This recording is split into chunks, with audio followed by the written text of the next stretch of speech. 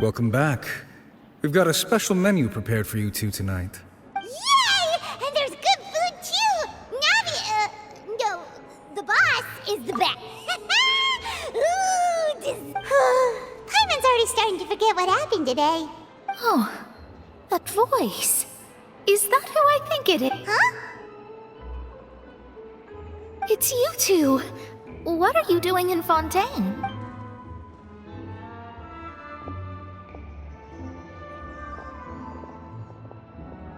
Mona?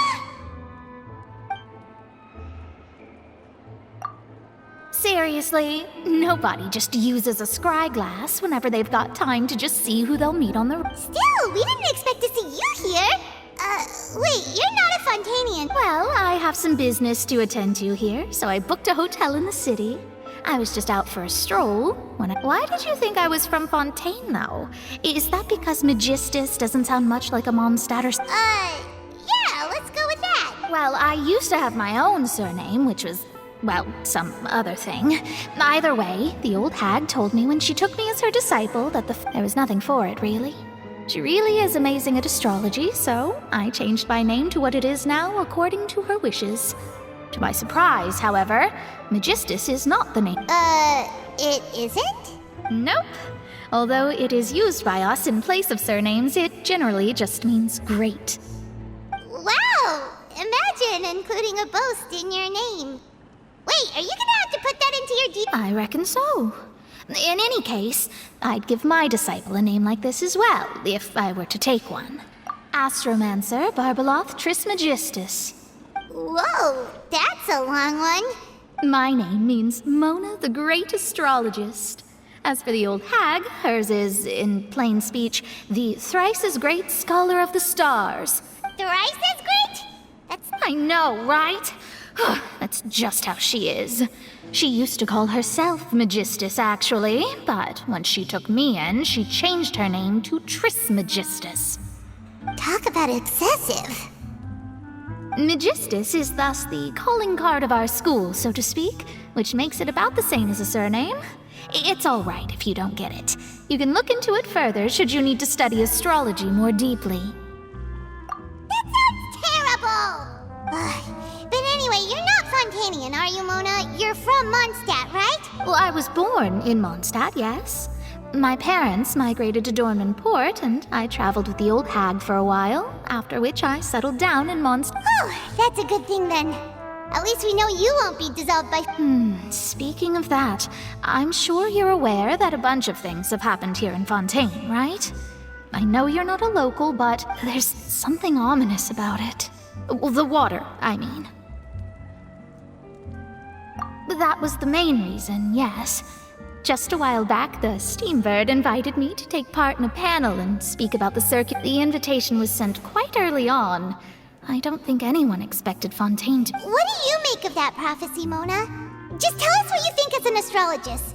Your word would go a long way to make... What I can tell you is that I'm an astrologist, and that this prophecy concerns the fate of Fontaine, even that of Altivat.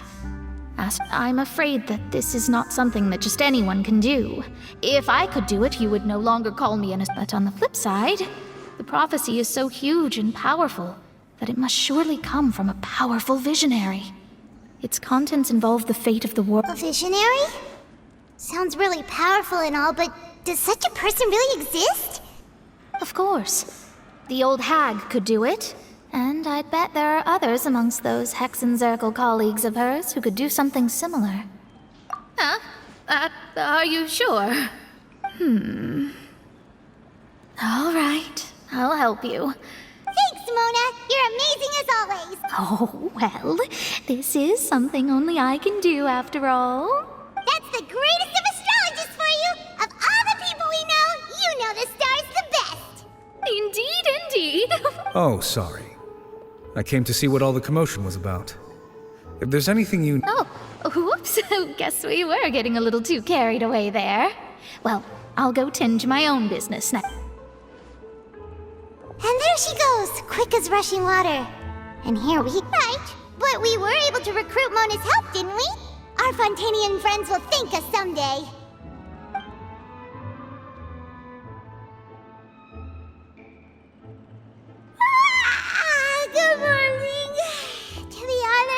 I'm still feeling kind of... But it's time to get up, Traveler. We agreed to go see Neuvillette, so let's pack it up.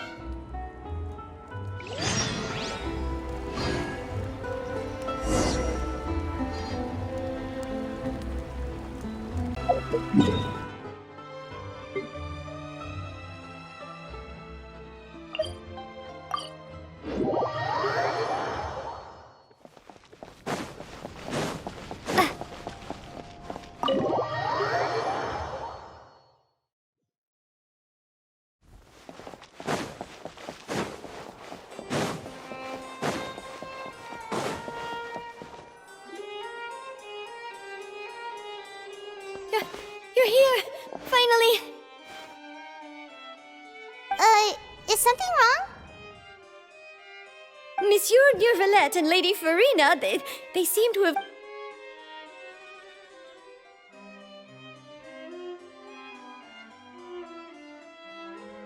Like I said, I've already explained everything. And yet the problem has not been properly solved. It is not my intention to offend you, but please, tell me where you stand. You are the Hydro Archon. Look at this. This is a list of the victims from the recent Poisson incident.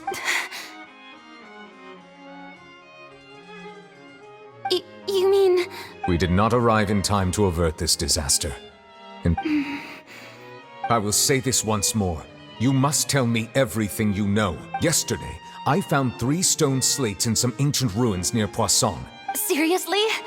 You're questioning me like this is a court case now. I don't know anything about that. But you found them in some ancient ruins, you say? That's correct, which is why I came to ask you some questions. There should have been 4 slates, but one of them was missing. The other 3 feature different images that... The prophecy? The second of these slates depicts the previous Hydro Archon Egeria kneeling before a floating island in the sky, as if confessing something. Do you know nothing of this? I don't. I've never seen such slates. I'll ask you again. Do you really have no information regarding the previous? My deciphering of the slates indicates that the Hydro Archon Egeria once had to confess to, or apologize for, a certain... All gods don't have the same secrets, you know. She was herself and I'm me. Is it really so I understand your concerns, but... Forgive me for saying this now, Lady Farina, but I have long known of your various secret investigations into certain There are several indications that you have been investigating the prophecy on the sly. This is not strange in itself, considering that you are the Hydro Archon. But it is strange that you should also claim to not know any of Egeria's secrets, as well as do nothing following your... You have never been as superficial as you have presented yourself to be, nor are you a fool.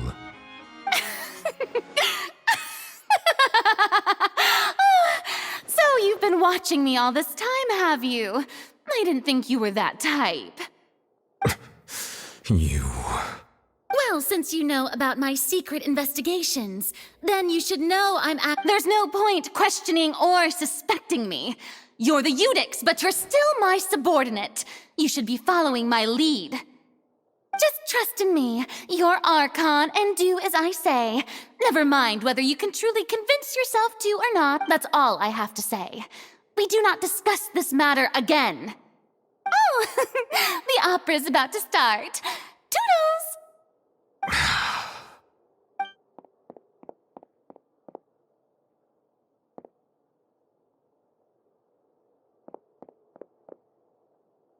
Did Farina not notice us standing by the door? Wonder what's up with her. She was smiling. She didn't... I assume you've been outside for a while now? Oh! You noticed! Seems Farina didn't even realize we were here. She was in a great panic, though I cannot discern the reason. Our discussion reached impasses. Still, I do not understand. Dialogue is the basis for understanding, so what? Everyone in her inner circle has noticed that she is hiding some secret. The issue is her attitude. I fear that she will not. We may have to create a situation in which she will have no choice but to speak. Oh? Like what?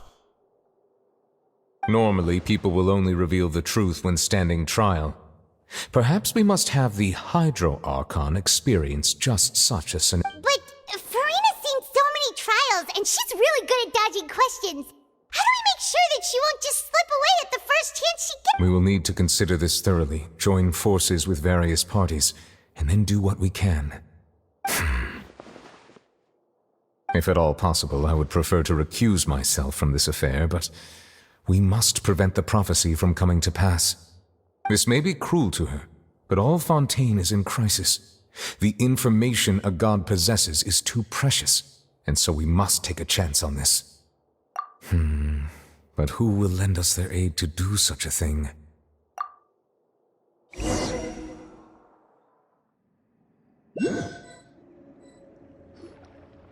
Well, that's everyone, huh? Speaking of which, it was pretty smart of you to think of hiding here. Poisson was just involved in a disaster, so it's presently devoid of people. That naturally makes it the best choice. And here you are drinking tea like it's the most natural thing in the world, huh? That's what families should do. Sit and enjoy a leisurely time together. It's nice to enjoy tea here, you know? Care for a cup? Lend me your ears, everyone. Or perhaps one of you might like to start us off. How about you, friend? Me? Then, how about you, good sir? I fear that I will cause the mood on this boat to become as somber as it is in court. Well then, I guess we're lucky we've got a local like me to organize things. Wonderful, the spotlight at last. That was a little long-winded, don't you think? Oh, you might be right. Anyway, to cut to the chase, our friend here, the Traveler, has brought us together to discuss something. As for what that is, well, let's start by saying that we'll be pooling our efforts together to create a series of traps. Oh, how intriguing. Well, it's just an expression, really. One that I just learned from Chlorand, and used on the spot. So... Huh? Didn't you say that you would be facilitating this? Oh, come now. Your work doesn't involve much public speaking, right? This is a good chance to practice. I see. And what does my boss say? He is glad that you consider him your boss. Do.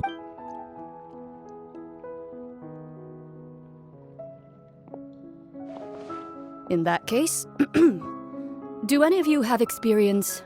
Not that I recall. Fremine and I once used a wooden stick in a basket to catch wild rabbits when we were younger. As for Lynette, oh, right. You were sick that day, weren't you? I've also gone diving to catch some fish before. Does that count? I'm afraid not. You may or may not have heard, but Fontaine, though that was their name, they did not hunt animals. Today, Fontaine's monster population has already thinned greatly, so the hunters have blended back into society. Taking up on a trap comprises of the following components: bait, a trigger, and a containment device. So, if we were to build a trap together, right now, what would you choose to build it with? For me, I would prefer something basket-shaped. Pigeons and rabbits will see the bait, and our line of work requires a deft hand, and we're some of the best in the industry, so you can count on our techniques. You used some of those techniques while moving the people of Poisson, didn't you? My subordinates mentioned that you even performed some magic for the bawling children. Yes, and I even managed to gather some intelligence in the meantime. I'm afraid I can't claim that as my strong suit. I prefer more stable methods, like placing... Calm and steady. Exactly the kind of person who would catch loads of fish. And I can be their assistant. With discretion, I'm sure. I'd probably use some sort of mechanical animal. Papa once bought me some small clockwork squirrels, mice. I remember that you liked those too, didn't you? I did. And that would be a good way to go about it. If they're realistic enough, animals of the same kind will follow them all. What about you, Monsieur Neuvillette? I fear I do not have any related experience. That makes sense. You usually solve problems directly, but I do have one more question for you, Monsieur. If we were to create a trap now, how would you design it? I would like for it to be effective, but bring no harm to the prey. Kind, as always. However, our intention doesn't necessarily change the containment device and the type of implement we need. If we wanted to kill the prey in one strike, we would need a powerful implement. However, that also goes for prey that must be captured and safely contained. Wait, why is that? Only a hunter who's a true expert at subduing their prey can snare it without harming it.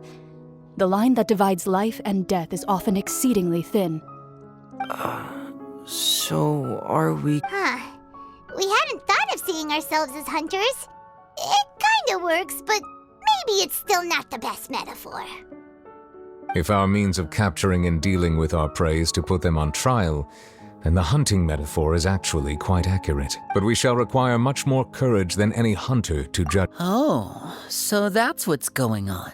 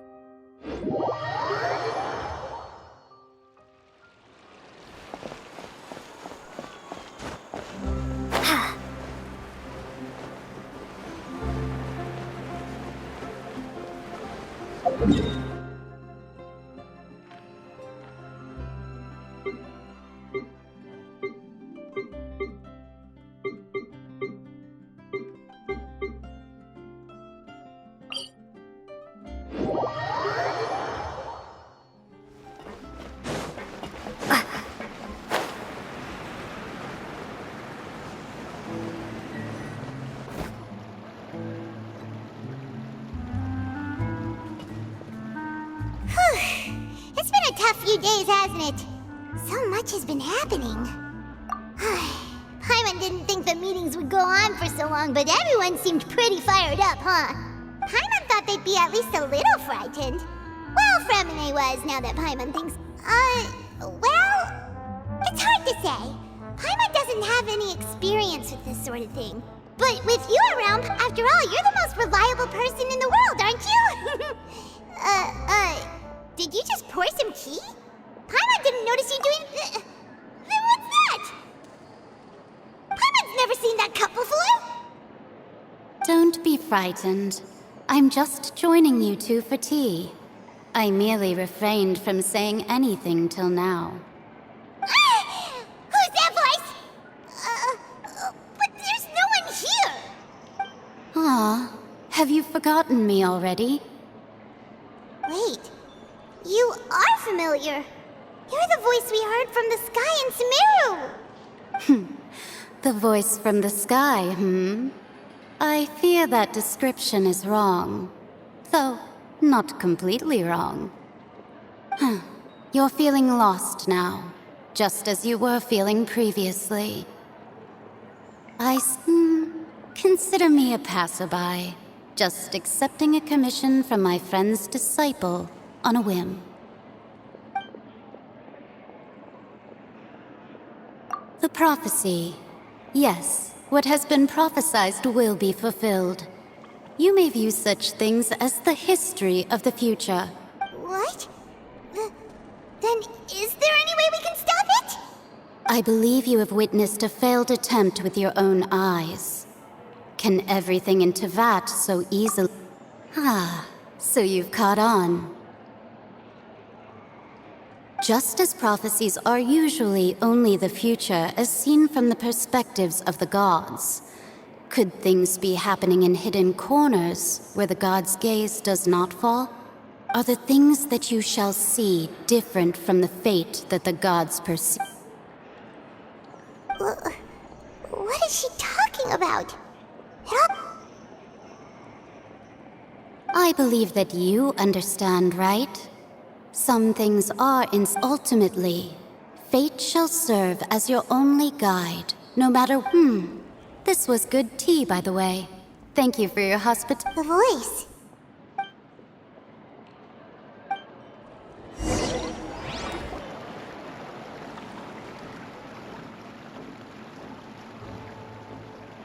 What?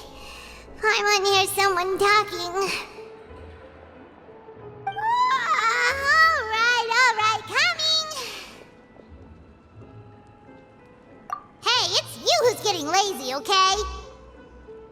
Well, I see I've walked in on some lively banter. Mona! Fine, just fine. I went to take part in that Steambird panel. It turned out to be more interesting than Not all Fontainians are pessimistic about this. One journalist mentioned that sitting around and waiting for the end to come would be wrong, and that they should make their own rescue preparations. I agreed, so we had a brief chat with her.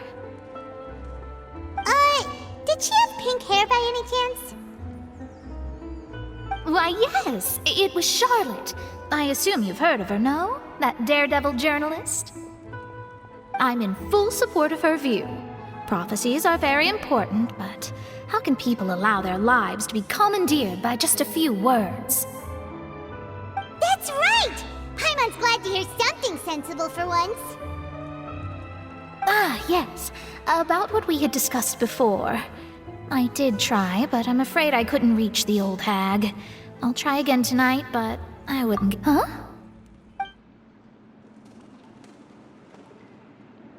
Goodness gracious.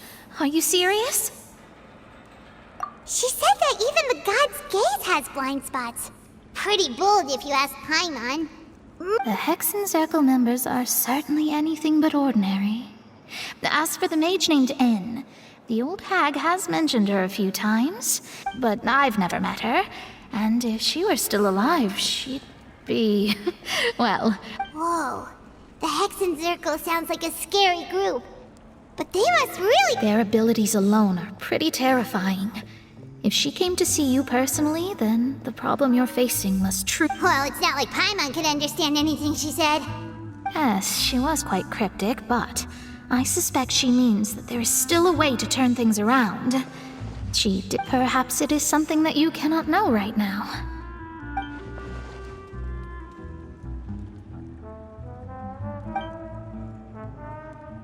Traveler, Paimon? Oh, we're fine. We're just a little down right now. I see. I feel that same sense of desperation, too. I guess you could consider me someone who has often witnessed fate. But even so, I still hope for, and believe in, miracles. Perhaps that's what N was trying to tell you. Not to lose heart. I did originally think of steering clear of all this, but I couldn't. Even if this is all futile, I still wish to help everyone. Huh. You do have a point. There I go, talking about astrological principles again. Sorry about that. It was worth trying to comfort you, even if only a little. I believe that you'll help those who are struggling in the same way I did.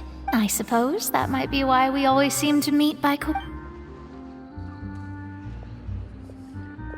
feels kind of moved by what Mona said. But also kind of sad, too. Hey, Traveler, Paimon suddenly feels like going outside for a walk. Let's go. Let's walk around the city, shall we? There's a few spots we always like to walk by.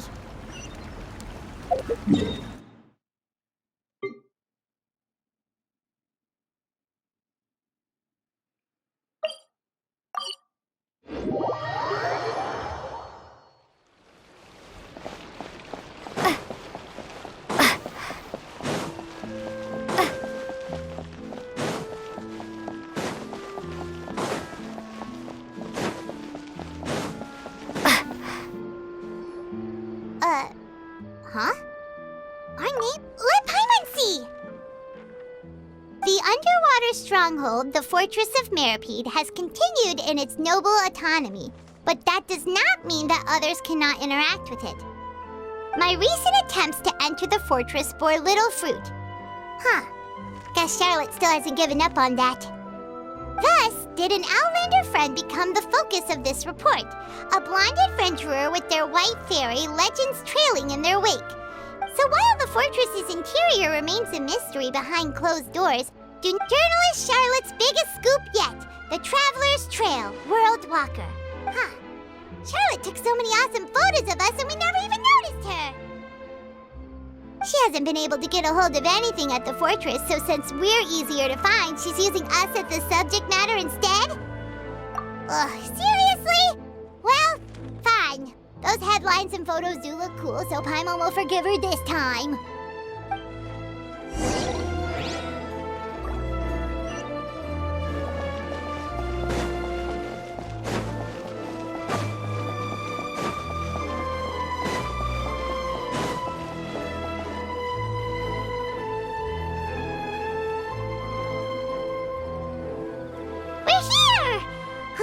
Paimon's hungry. Should we go in and get something to eat?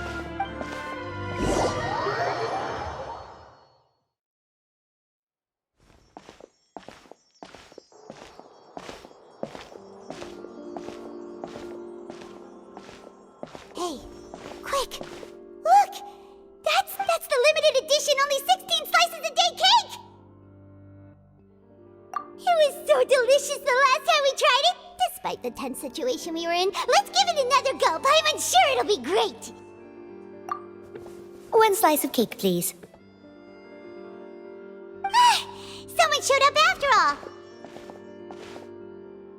Oh, wait, you're the one from the Palais Mermonia.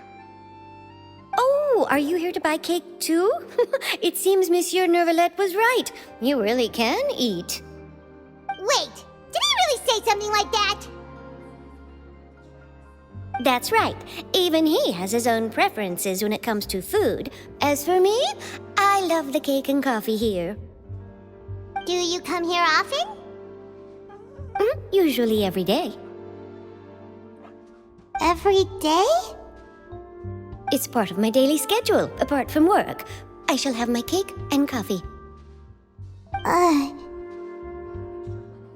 Then what if someone told you one day that this place would be closing soon, and you wouldn't get to eat cake here anymore? What would you... But why would it close? Well, Paimon doesn't know either, but... Maybe the water... Oh, the prophecy. To be honest, I haven't paid much attention to that. No. Still, even if there'd be no more cake tomorrow... No. It's the same for eating in general. You might not be able to eat tomorrow, but if you can do so today, then you should carry on. That's what people call living, you know. Huh. Don't be sad. Excuse me, could I have 2 more slices of cake to go? These 2 slices are for you. Sijuin said that this kind of expression you're making is what humans call... Oh, you know Sijuin? I sure do. She was born before me, and she sometimes comes to the surface to... She said that humans are creatures that are saddened easily. Yes, and you can only lift their... I've got something else to do, so I'll be going now. You two try to stay in a good mood.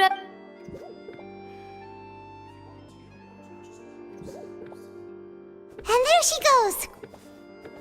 Alright, let's dig in. Paimon's sure this cake will be delicious. It's more delicious than last time! And the flavor gets even better with a sip of... Sure would be nice if we could always eat delicious food here.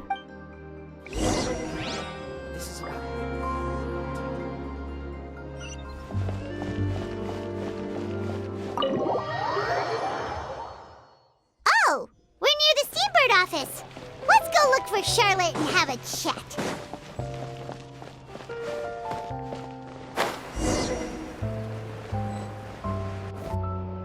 Wow! If it isn't the Traveler and Paimon! Ha! You've got some nerve! You just used us to make some quick mora! Oh, you needn't worry about that.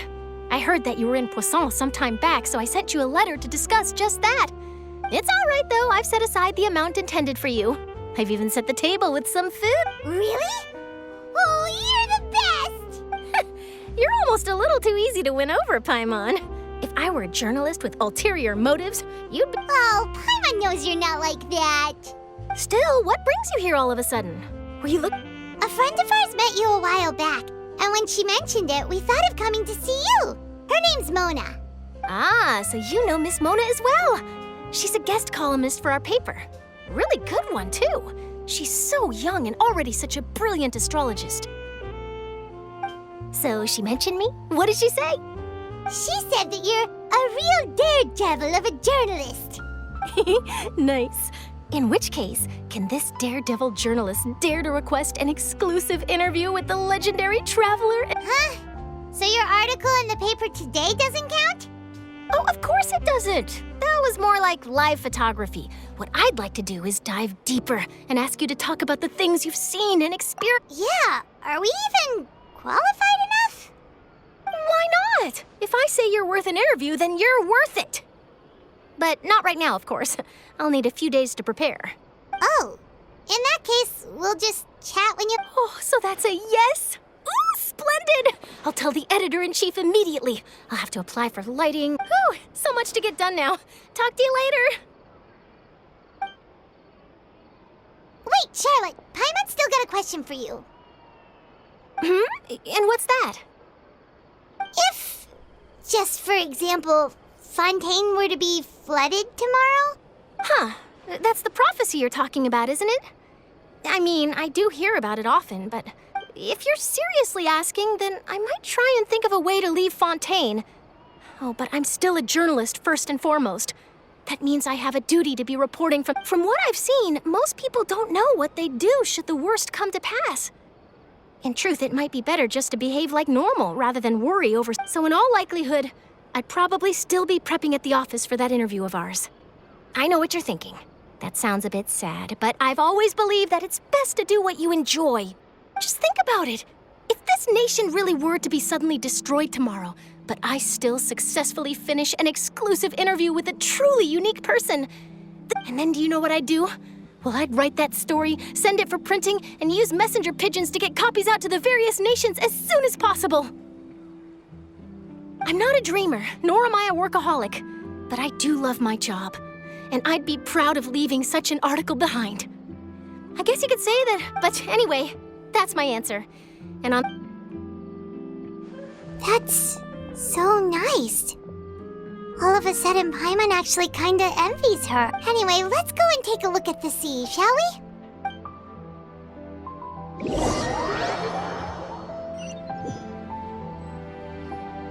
The sea breeze and scenery can be a pretty soothing combo, huh? Paimon's been thinking. If it wasn't Fontaine, but all of Tevat that would be destroyed tomorrow. No, Paimon should ask if you could choose. We've always been moving to the next destination, so we haven't spent much time thinking about these kinds of things. We didn't have to either, with us always being— You mean, still traveling? Huh. Wait, isn't that what we've always been doing?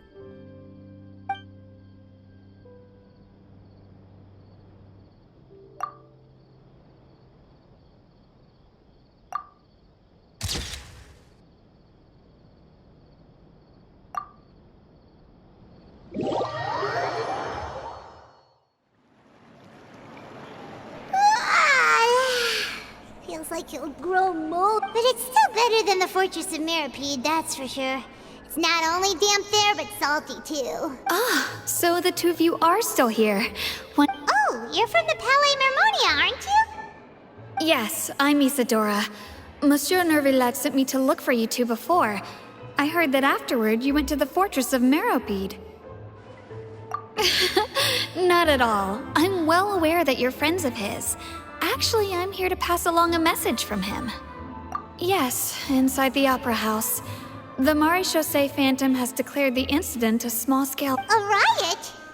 Well, that said, I don't personally think it was— Lady Farina was watching a performance at the Opera House, and while she was resting, loudly accusing her of doing nothing about the prophet. And before she could respond, others started to join in.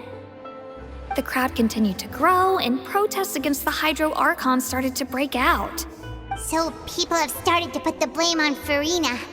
Guess they finally found an outlet for the pressure they've been under due to the prophecy. I agree. People will naturally rely on gods, as is customary. But So what happened after that? Is Farina okay? seeing that the situation was spiraling out of control and that further argument was pointless, she claimed that she'd gotten the Marechaussee Phantom had their hands full maintaining order and did not catch where Lady Farina had gone. Only when things had stabilized did we So, you mean she's still missing? That's right. The Marechaussee has dispatched many people to search for her, but we don't have any leads yet. That said, I don't think there's much to worry about. She is a god after all. Even if she were to fall into the hands of rioters, what could ordinary people do to her? Good. Monsieur Nervillet sent me to tell you about the situation, but he didn't say anything else. Don't worry, this is more than enough to go on. Thanks for keeping us informed. Ah, is that so? Well, sounds like we should hurry over to Poisson then. If we know Farina, she won't try to fix things in this situation. Instead, she'll look for a place, and as we also know, she may be loud and dramatic, but she doesn't have a heart of stone. When Nervillet was talking to her in the Palais Mermonia, and she heard about Poisson, she couldn't hide her sadness and remorse. It would be hard for her to ignore being accused by the public today. Paimon thinks Farina's probably taken the opportunity to slip away to Poisson and... Well, what do you think? Paimon knows the answer, of course, but Paimon can do the analysis to back it up, too. Cool! In that case, there's not a moment to lose. Poisson, here we